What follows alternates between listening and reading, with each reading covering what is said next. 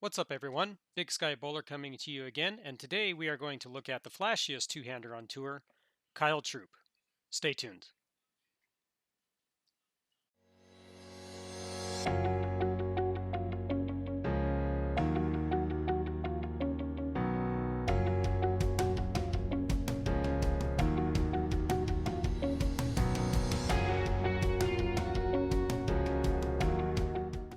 Welcome back to the channel, everyone. Today we are going to look at Kyle Troup and his unique two-handed style. You might be asking yourself, why is he so unique? The answer to that question is because he is the only two-hander that I know of who has several elements of a one-hander built into his game. As with the other videos, we are going to start with a behind camera angle and look at Troup's approach to two-handed bowling. The first one-handed element we see in Troup's game is his entire body and just how square his body stays as he makes his approach. If you have watched my other breakdowns, you will remember that the other two-handers we have seen so far are taking a side step in their third step to open their hips and shoulders and to get their body out of the way of their swing. Troup, however, does not do this. Even though Troup does not do this, we see that at the end where he releases his ball, his hips and shoulders open to his intended ball path. This is very similar to what we see from most one-handed players. The second one-handed element we see in Troup's game is his swing. Like Svensson's swing, we see that he keeps his ball side arm straight throughout the entire swing. However, this is where the similarities end between the two players. Troup's shoulders never truly rotate in line with each other as we see with the other two-handers we've looked at. This is easier to see in the next clip here as we have a decent side shot of his approach.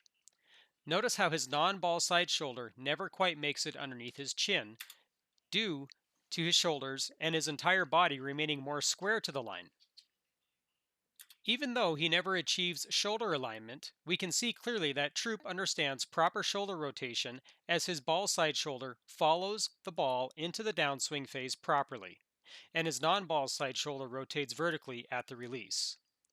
One major downside to remaining so square to the lane is that Troup is unable to achieve a very high backswing, and therefore he must create additional kinetic energy with his body to achieve a higher ball speed. Back the video up here a little bit. And as you can see, his backswing never reaches much past his waist. Whereas the other two-handers that we've reviewed so far, such as Belmo, gets that ball at least 1 to 1.5 balls higher than his waist, simply due to the fact that he bends his elbow in his swing, on top of the fact that his shoulders actually line up with each other during the swing part of his approach. Along with fast feet, Troup is utilizing a very high degree of spine tilt to help him achieve the highest backswing that he can, which allows him to get the ball about waist high. Along with fast feet, Troup is utilizing a very high degree of spine tilt to help him achieve the highest backswing he can, which allows him to get the ball about waist level. The most important part of his spine tilt, just like the others, is that once he achieves the proper spine tilt angle, which appears to be around 60 degrees, he does not change that angle until the ball is completely released. As you can see here, he gets to about 60 degrees of spine tilt and maintains that angle until the ball leaves his hand.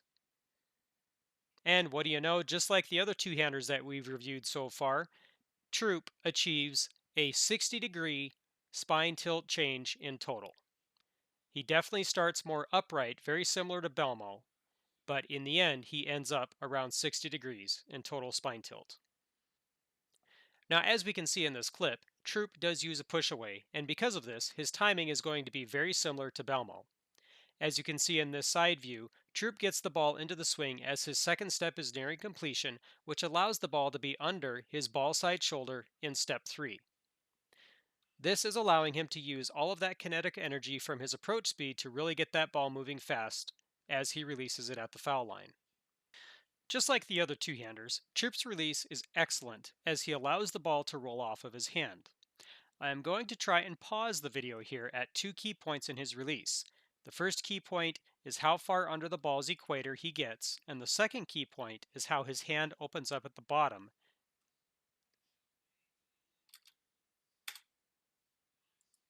So that's a pretty good pause point. I could try and get it a little bit later, but you can see in this particular spot just how underneath the ball his fingers are at the point of release. Nope, I missed it there. Let's back it up a little bit and try it again. As you can see at this pause point, his hand opens up at the bottom of the swing, which allows that ball to roll off of his fingers. He's not lifting through his release, he's letting the ball roll off of his hand. I believe one thing that makes Troup so unique is that he does an excellent job combining elements from both the one handed and two handed games into sort of a hybrid approach. He has the square shoulders and hips and a straight arm swing of a one hander combined with the spine tilt, release, and power of a two hander. Alright, everyone, that sums it up for Kyle Troup. Thank you for watching the video today. Leave a like and comment below if you enjoy the content, and please consider subscribing to the channel. I will see you guys in the next one.